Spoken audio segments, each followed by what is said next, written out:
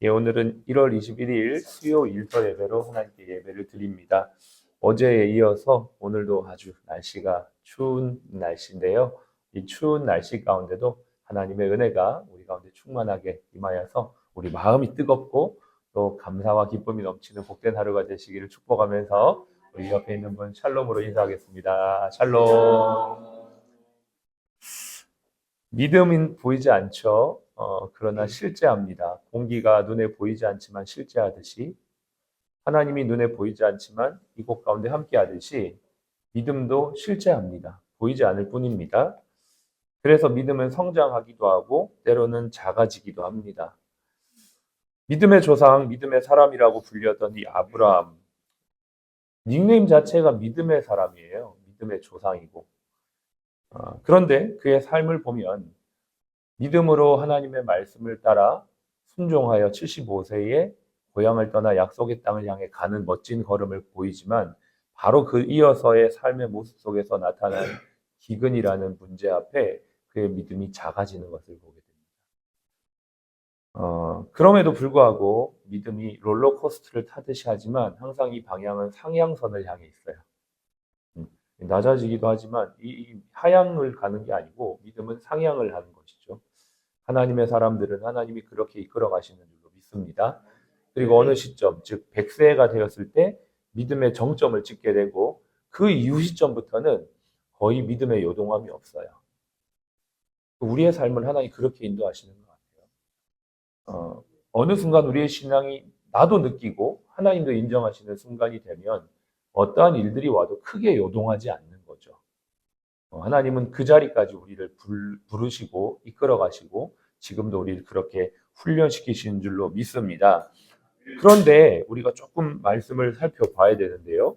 믿음으로 반응했던 그의 삶에 기근이라는 문제가 딱 오자 하나님 앞에 묻지 않고 애굽으로 내려갑니다. 10절을 한번 보겠습니다. 그 땅에 기근이 들었으므로 아브라함이 애굽에 거류하려고 그리로 내려갔으니 이는 그 땅에 기근이 심하였습니다.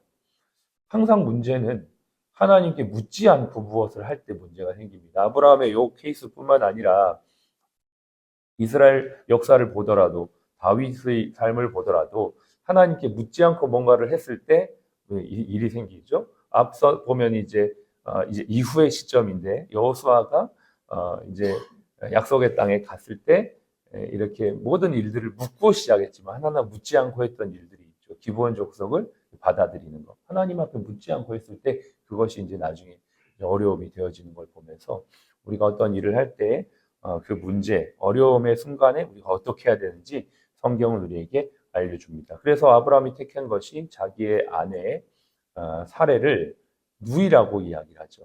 이거는 반쪽짜리 사실이죠. 틀린 건 아닙니다. 실제로 누이이지만 우선적으로는 아내죠. 그러면서 자신의 위기, 어려움을 모면하려고 했던 것입니다. 그러나 이러한 반쪽 진실은 하나님의 간섭하심으로 드러나게 됩니다. 하나님께서 17절에 보니까 아브라함 아내 사레의 일로 바로와 그 집에 큰 재앙을 내리셨다. 하나님은 언약의 조상 아브라함과 사레를 통해 하나님의 거룩한 계획을 이루어 가시기 위해 주변 상황과 사람들의 마음까지도 움직이시는 분인 것을 알 수가 있습니다. 기어이 하나님의 목적을 이루어 가시는 하나님이신 것을 보게 되죠. 이 재앙을 통해 바로는 자신이 데려온 사레가 그냥 아리따운 여인이 아니라 아브라함의 아내임을 알게 되고 그를 불러서 바로는 이제 그의 책임을 묻기 시작합니다. 18절을 보겠습니다. 바로가 아브라함을 불러 이르되 네가 어찌하여 나에게 이렇게 행하였느냐? 내가 어찌하여 그를 내 아내라고 내게 말하지 아니하였느냐? 19절 내가 어찌 그를 누이라 하여 내가 그를 데려다가 아내를 삼게 하였느냐? 지금 이 18절과 19절 앞에 이 짧은 구절에서 세 번의 표현이 나오죠. 내가 어찌하여. 우리는 이 모습을 통해서 아브라함이 바로와의 대화 속에서 우리의 일터 속에 어떻게 이 일들을 적용해야 될지, 우리의 실수와 우리의 어떤 연약함에 대해서 이 일들을 어떻게 풀어가야 될지에 대한 내용들을 교훈받게 됩니다. 오늘의 제목을 제가 얘기도 안 했네요. 바로의 꾸지람 속에 들린 하나님의 음성. 창세기 주제설교 8번째입니다. 바로의 꾸지람 속에서 들리는 하나님의 음성. 그렇게 세 번을 내가 어찌하여 라는 질문에 아브라함은 아무 대답을 하지 않습니다. 누이가 맞긴 맞는데요. 제가 두려워서 그랬어요. 라고 대답하지 않아요. 이 아브라함의 침묵은 어떤 자신의 잘못을 숨기기 위한 의도적인 침묵이라기보다는 자신의 실수를 인정하며 회개하며 겸손의 침묵이라고 봐지는 게 맞습니다. 성경에 보면 어떠한 잘못을 하나님의 선지자가 물었을 때 여러 형태로 변명하는 사람들의 모습을 볼 수 있습니다. 그러나 하나님의 사람들의 모습은 하나님 앞에 회개하며 또 그 잘못을 그대로 인정하는 침묵 내지는 인정의 모습으로 나타나는 것들을 볼 수가 있는데요. 아브라함의 모습이 바로 그 죄를 인정하는 겸손의 모습이자 회개의 모습입니다. 우리는 세상에 복을 끼치는 존재, 기도의 응답이 되는 존재로 하나님 앞에 부르심을 받았지만 때로는 세상보다 못한 모습으로 책망을 받기도 합니다. 그때 필요한 것이 무엇입니까? 변명이나 자존심을 세우는 것이 아니라 세상의 주변 상황을 통해 들려오는 하나님의 음성에 겸손하게 반응할 때에 우리의 삶의 샬롬이 회복이 되는 것입니다. 오늘 본문을 통해 생명을 다루는 병원 공동체 안에서 교정에 대한 지혜를 얻게 됩니다. 첫 번째, 바로를 통해 보는 교정의 모습입니다. 바로는 감정적으로 아브라함을 비난하기보다는 네가 어찌하여 이렇게 했느냐라고 하면서 사실에 입각한 팩트를 지적합니다. 우리가 업무를 하면서 때로는 마음이 상할 수도 있고 기분이 나쁠 수도 있습니다. 감정이 올라올 수도 있는데요. 그때 최대한 감정을 빼고 사실에 대한 지적과 그것에 대한 교정이 필요합니다. 바로가 지금 그렇게 하고 있는 것을 볼 수가 있는 것이죠. 화가 나는 순간에는 차라리 말을 하지 않는 게 낫습니다. 공동체를 보호하기 위한 바로의 책망이죠.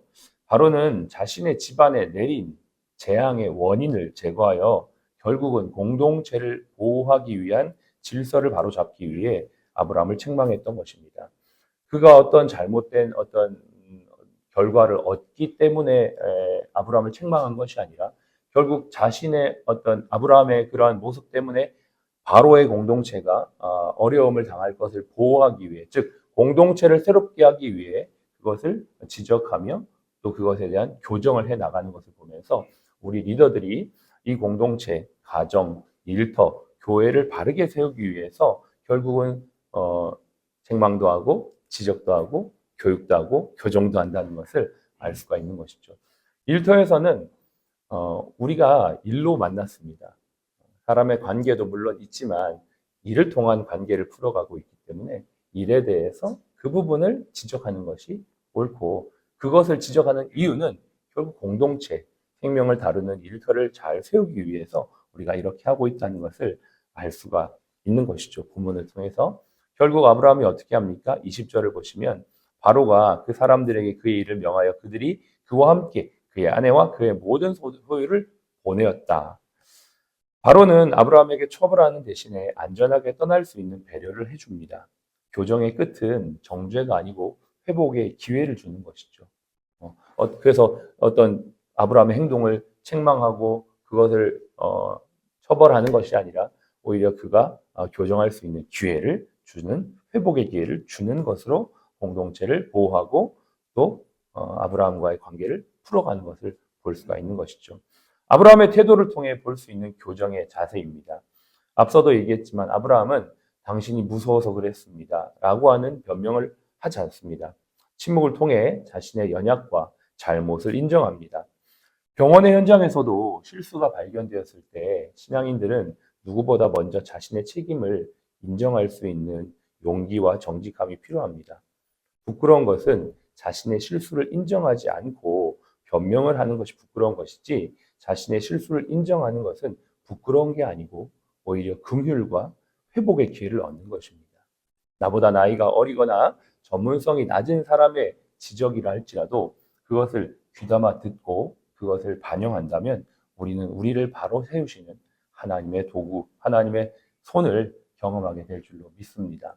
우리 병원 공동체가 어떠한 실수할 수 있는 것이죠. 일하다 보면 동료 직원들 간에 그런 거 있을 수 있습니다. 그런데 그것을 인정하고 받아들이는 것. 그리고 더 중요한 모습이 13장에 나옵니다. 바로의 그러한 책망을 들은 아브라함은 이것을 하나님의 음성으로 듣고 그가 행했던 매우 중요한 행동이 13장에 나오는데요. 13장 3절을 보겠습니다. 그가 네게부에서부터 길을 떠나 베델에 이르며 베델과 아이 사이 곧 전에 장막 쳤던 곳에 이르니 그가 처음으로 제단을 쌓은 곳이라. 그가 거기서 여호와의 이름을 불렀더라. 아브라함은 바로를 통해 들려진 하나님의 음성을 겸손히 받고 어디로 가냐? 다시 하나님 앞에 예배하는 자리에 나아갑니다. 이것이 그를 신앙의 상향선을 향해 나아갈 수 있는 매우 중요한 결단이요, 또 행동으로 말해주고 있는 것입니다. 신앙인들은 어디를 가나 하나님 품을 떠날 수가 없습니다. 실수할 수 있고, 죄 지을 수 있고, 또 넘어질 수 있습니다. 그럼에도 불구하고 하나님께서 주변 상황을 통해 들려주시는 음성을 듣고 우리가 그것들을 용기 있게 받아들이며 하나님 앞에 나아가 그것들을 교정해 나아갈 때, 그리고 내가 바로의 위치, 우리가 바로라는 게 아니고 그런 위치에 있을 때도 어떤 감정적인 대처보다는 사실에 입각한 책망과 지적을 통해 결국 공동체를 바르게 세우려고 하는 모습 속에서 하나님께서 우리와 우리 공동체를 바른 길로 이끌어 가신다는 것을 기억하는 것. 그리고 이 모든 것이 결국은 하나님 앞에 나와 예배를 통해 우리가 새롭게 우리의 마음과 생각을 정립해 나갈 때 이러한 용기와 지혜를 주신다는 것을 우리는 성경을 통해 다시 한번 보게 됩니다. 일터 속에서 일어나는 많은 일들 속에서 하나님께서 저와 여러분들을 상향선을 그리며 성장하게 하시는 과정이라고 저는 확신합니다.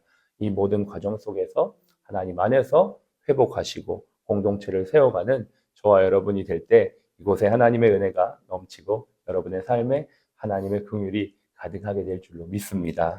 기도하겠습니다.